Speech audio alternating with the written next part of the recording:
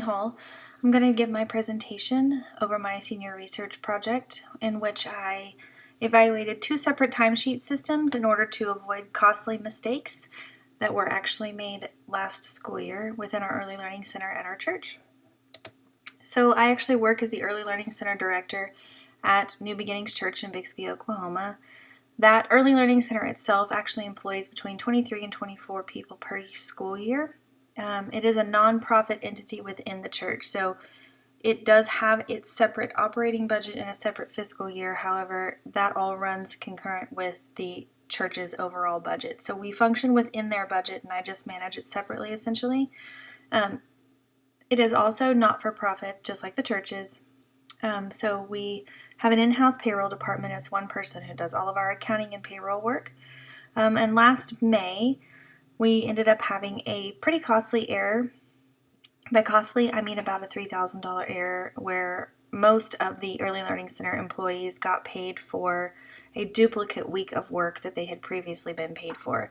So it was about a $3,000 mistake, and the church chose to let them keep that money just as a blessing and a bonus sort of situation, and we decided to pursue avenues to ensure that that doesn't happen again. So at the time, we were currently operating with a paper timesheet. So the upper right corner shows an example of what would have been printed. This is an Excel document that would have been printed on paper and hole punched and put in a 3-ring binder in our resource room.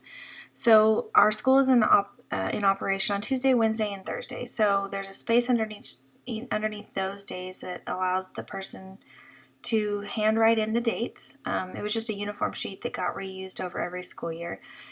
The teachers' names were typed in that name column, and they were asked to come into the resource room and write their time in and their time out daily.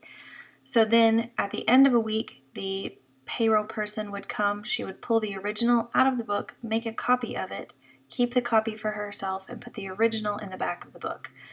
So what happened in May was she came in, she made a copy of May 7th, 8th, and 9th. She did not put the original in the back of the book. She put it back in the front of the book by accident. And then she took the copy with herself, like she normally would. She submitted it for payroll correctly. However, the following week when she came back, she scanned it along with the last week of school, thinking that those two sheets were the last 2 weeks of the pay period, not realizing that she had not moved the previous May 7th, 8th, and 9th one to the back of the book. So my teachers all got paid for May 7th, 8th, and 9th 2 times in 2 subsequent time periods. So now we are utilizing a service called Homebase in an effort to have a digital version that provides better record keeping, more consistent abilities to edit and submit reports and make reports, and there's lots of different funnels and filters that ensure that multiple people have looked at the timesheets and that they are correct once they hit the Ministry Works desk, which is our payroll service. So it also ensures that we can lock down time cards and not submit duplicate time cards. So after the big mistake, summer came, so then we pursued looking for alternatives. We tested out a few different apps, and we landed on the one called Homebase. It costs about $498 per year to the church, which again is significantly less than the $3,000 error. But I'll get into that a little bit more here in a minute. So, like I said, we employ between 23 and 24 people per school year. So what I did was I created a group of people who were here full-time last school year and who are here full-time this school year, and that resulted in an overlap of 12 people who fully utilized the old timesheet system and who also fully utilized the new timesheet system. So I tracked the number of edits that were made to each of their timesheets within the school year. And so you'll see that in the upper left-hand corner, that chart shows each employee, the number of edits made to any of their time cards, all of them combined in the old system, and then all of their timesheets combined in the new system, and so forth through employee 12.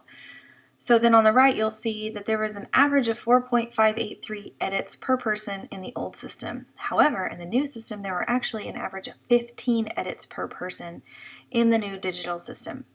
So part of the project the purpose of the project was to identify opportunities for error in our payroll processing, and then it was to determine whether or not the introduction of the new home-based system created opportunities for edits, and to see how it affected it. It was an intervention-based study. Basically, we had a problem, something happened. I created an intervention by changing the system, and then I evaluated the results after that. So personally, I assumed that the digital system would have provided much more efficiency, would have needed less edits, would have been easier to clarify and run reports and such like that. And some of that was true and some of that was not. So like you can see by the number of edits that were made, we actually were spending far more time in the new system editing timesheets to make sure that they were correct before they were submitted to payroll than we were in the old system.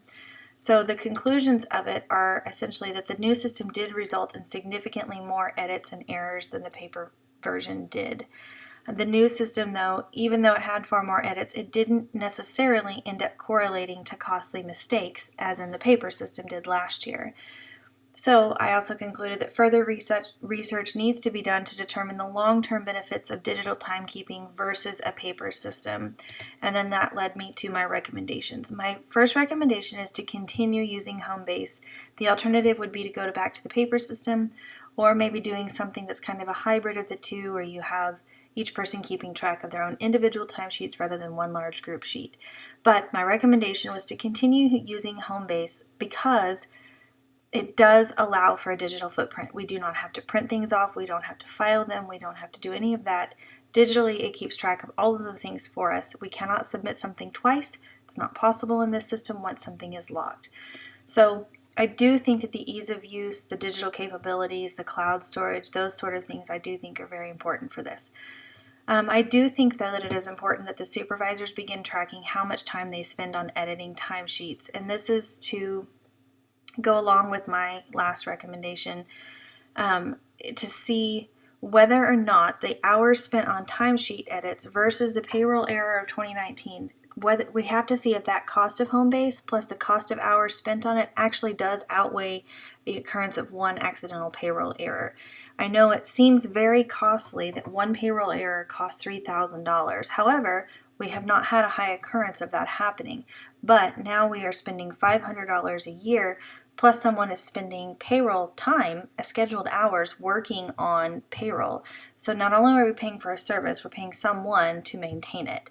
So I do think it's important to see if that cost is going to catch up with us over time, and then it may not actually even be worth it to be utilizing something like this. So I do also think that in a few years we should track the number of edits within Homebase. This was only 1 year in Homebase and 1 year on Paper Trends. So I did notice as I was going through the data that there were far fewer edits as the school year went on. People were getting adjusted to checking themselves or clocking themselves in and clocking themselves out every day. They were leaving us far fewer notes to change their time, that they really did come to work, that, all of those things that kept popping up were happening less as the school year went on. So this may be a fluke year in data, and there may not be as many edits next year when people are much more accustomed to utilizing the app. So I hope you enjoyed my presentation. I thought it was pretty interesting because I have been right in the middle of this transition. I was implementing the paper version, now I'm implementing the digital version, so it's actually been kind of eye-opening to see the effects that I thought what this digital version would have and what they actually ended up affecting. I was so shocked that there were so many edits. So it did lead me to consider some things to look at for the future when we are trying to avoid additional costly mistakes and transitioning into the future at the same time. So I hope you enjoyed the presentation. Thank you.